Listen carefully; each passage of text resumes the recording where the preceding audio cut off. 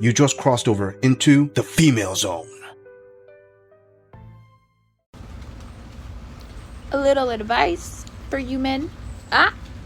For you boys. Because a man wouldn't have done this. Don't ask a girl out, and then the next day, when you're supposed to be in her area for the date, and she's like, hey, where you at? I'm all cute, ready. Don't cancel. 'Cause what? What? Ew. You couldn't have done that this morning?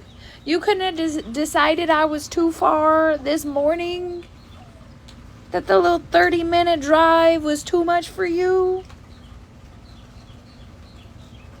Ew. Now I'm mad.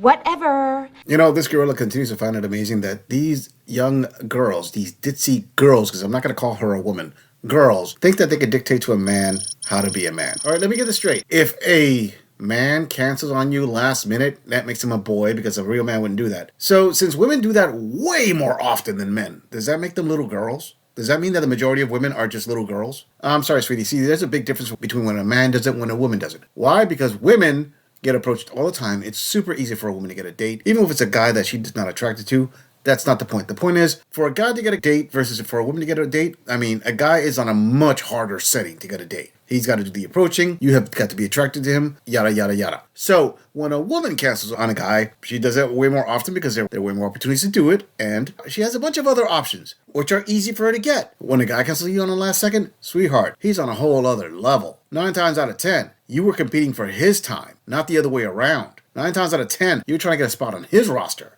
not the other way around. 9 times out of 10, he found something better than you. You thought you were the alpha, but you were the beta at best. Better luck next time, sweetie. Moving on! Before we move on, I want to say thank you, fam, to all of my subscribers for supporting this channel. I truly appreciate all of you who leave comments, who like my videos, and share them on other social media platforms. I truly gotta say thanks, fam. If it wasn't for you, I wouldn't be here. And for those of you who haven't subscribed yet, I thank you for tuning in, and I hope you decide to hit that subscribe button. Moving on! Be careful who the f you have kids with, because this man has stolen so much money from me, barely paid any bills the whole time we were together, living together, had these kids, ain't bought everything they've ever had has come from me, or his mother, but not him, not him. And this man can't even give me $20 in gas to come bring him his kids 2.5 hours away and then drive 2.5 hours back before I gotta go to work, right? Because he gave me $600 to hold. I went and paid my rent. He made a big fuss about it. I told him I was gonna pay him back. I gave him $200 back of the $600, and I haven't paid him back any of the rest. You know how much money this man has stolen from me? He just stole $300 in January. And there was more than that. He owed me about $500. Technically, the money that you gave me to hold was my money. And I'm still telling you I'm going to pay you back. And you won't even give me $20 to come see your kids. He's talking about some tell the kids I love them because this ain't going to work as co-parents. Really?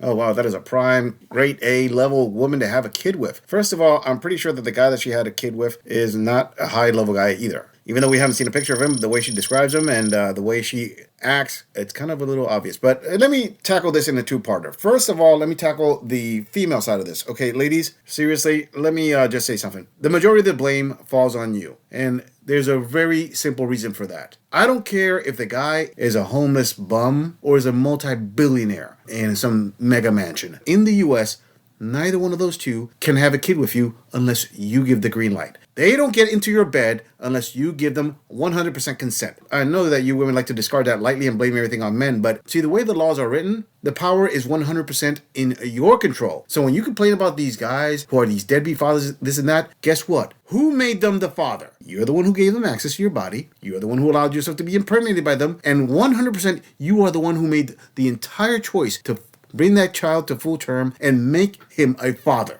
So every time these women complain about him, this gorilla only hears, this is the result of your choices. Boom. Now, to the guy, being the way he's being and playing these games, dude, I'm going to say right now, you chose to make a kid with her. I'm not saying that make things work out with her, but don't complain about the co-parenting thing. There are a lot of fathers out there who wish they had that. I'm just saying. Moving on. Question for the men. Do you guys think it's trashy or sexy if a woman has tattoos? Is like too many too much? Is it just super hot if it's all over the place? Do you not like them on the face? What do y'all think? Like, I love tattoos. I've got them. But also, I like my tattoos where I can cover them up and be a lady if I need to cover them up. Like, I don't think I'd put them on my face or my chest or, you know, places that can't be covered up. But also, I'm not hating if you do, because I think they look hot on women. I think tattoos look hot. But do you guys prefer your woman with or without them? I mean, to each their own, right? Like, every guy is kind of different. But people in my comments sometimes be like, oh, that's why you don't have a man, because you have tattoos. I'm like, then I only date men with tattoos. Because I think they're hot. I think a man with tattoos is fine. Sexy. That's the kind I want. So if you don't like my tattoos, I guess you don't like me. And that's okay. You don't have to like me. Desperate times call for desperate measures. All right, this girl actually covered this subject more in detail in a previous episode earlier this year, but for those of you who have missed it, I'm going to put a link to that full episode in the cards right about now. Now, to get back to this video, sweetheart, let me just sum it up very, very quickly for you as much as possible. Yes, there's a reality that most men are different, but there's also a majority that go a certain way. And to this girl's understanding, the majority of men, I'd say about at least 60% of the men that you're going to find out there, which is a big chunk, would prefer a woman with no tattoos. Now, there are a bunch of reasons for it. I mean, we've heard the saying tramp stamp and all that, but I know that men out there will say, hey, women with a bunch of tattoos are kind of disgusting, or men would say women with a bunch of tattoos means that they have some kind of trauma, and those tattoos are just their way of trying to deal with that trauma, or women with a bunch of tattoos just go a certain way, or women with a bunch of tattoos denotes that they probably spent some time in the slammer or have a criminal past. The point is, the majority of men believe that way too many tattoos on a woman is not something positive. It doesn't come from a good place. Now, still, there's a good chunk of men out there that will date women and even marry women with tattoos. That is evident. So your question isn't a simple question to answer. It's just what you should ask is, what percentage of men are going to be turned off by my tattoos so I know what I'm dealing with out there? So out of the 100% of men out there, if I have a bunch of tattoos on me, I will turn off 60% plus of men. And that's not to say that they won't sleep with you, because some men will just see the tattoos and say automatically, okay, she's not going to get a commitment. This is just going to be for a fun time. So you got to think about that too. So all this cuts down on relationship prospects. What percentage of men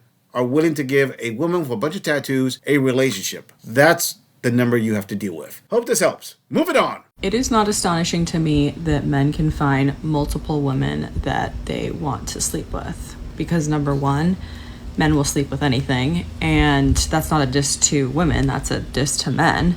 And number two, I'm looking around and I'm seeing a lot of beautiful, stunning women as well. Every time I'm out, I'm looking around and I'm seeing gorgeous woman after gorgeous woman. What is astonishing to me is that I'm looking around as well and I can't even find one guy that I would want to make out with.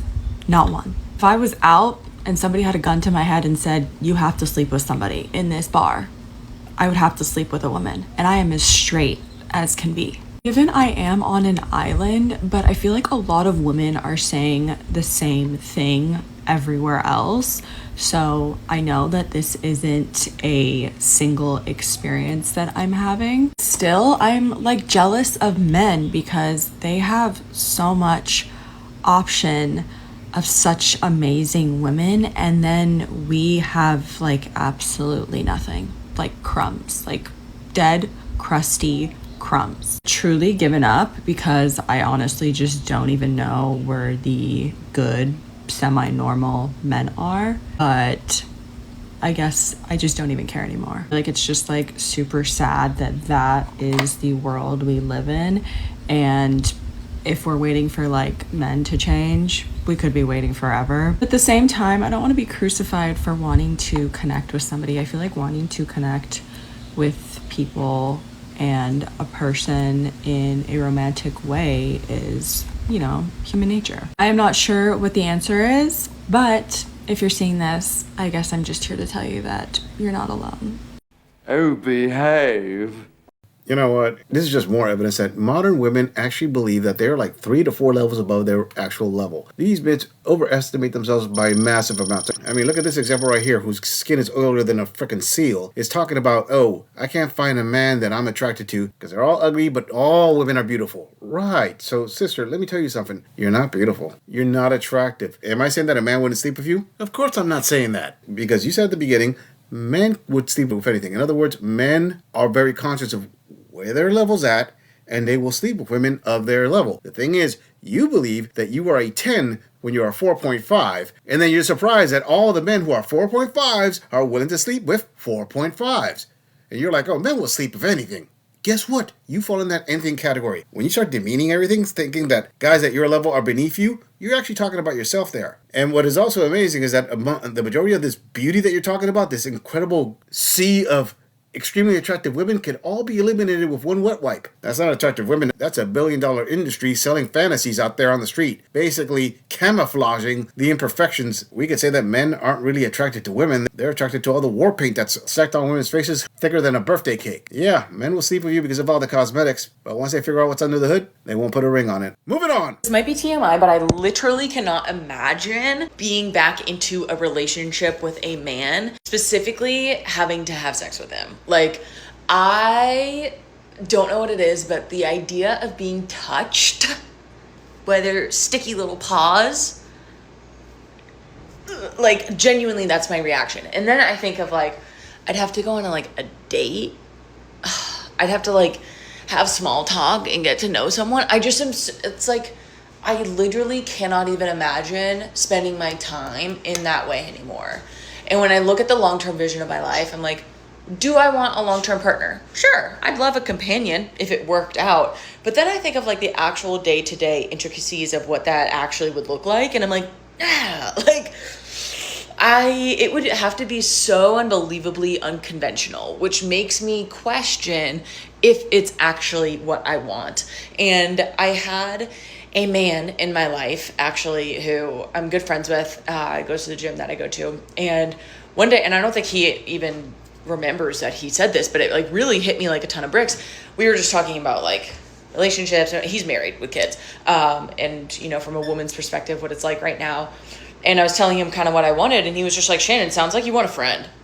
And I was like, oh, it's like a dagger, right? And he wasn't wrong. And it really made me stop in my tracks and be like, why am I dating? Like, literally, why am I dating? And that was, I think, like October of last year, and I stopped dating in December of last year, and it was definitely a big role.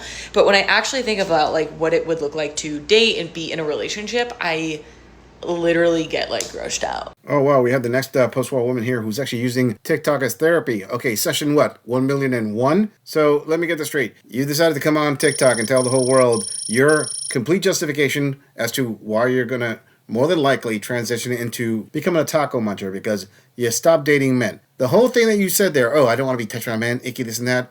Yeah, you know what? This girl's heard it from his lesbian friends before. So it's just a matter of time with you before you decide to cross over. Then this isn't anything new. Like I said, I have female friends who are in same-sex marriages, and they've been married for a long time. And the friend thing actually hits harder than she believes. You see, what usually happens is they find that they are more interested in the conversations and the friendships than they are of anything physical. And that'll lead them down to the path of dating another woman. And once they get past the honeymoon phase, they start to realize, oh, we just enjoy talking a lot, and maybe they end up in a long-term relationship. Unfortunately, I've also known the friends of my friends who are also in a lesbian long-term relationships, and those don't always last the distance, and hearing violent stories from them, not uncommon. But you keep going, sis. I'm pretty sure everything I just mentioned, you'll find it out in the long run, along with the possibility of having to talk with a cop in the future about DV. He's out of line. But he's right. I'm just saying, if you enjoy this audit, click on the video in the end screen for more content. If you would like to support the channel, please follow the link in the description to donate to our beer fund, or like, subscribe, and share this video on other social media platforms. If you agree or disagree with anything about this audit, please let us know in the comments. I'm going to leave this audit right here. I'll see all of you in the next episode.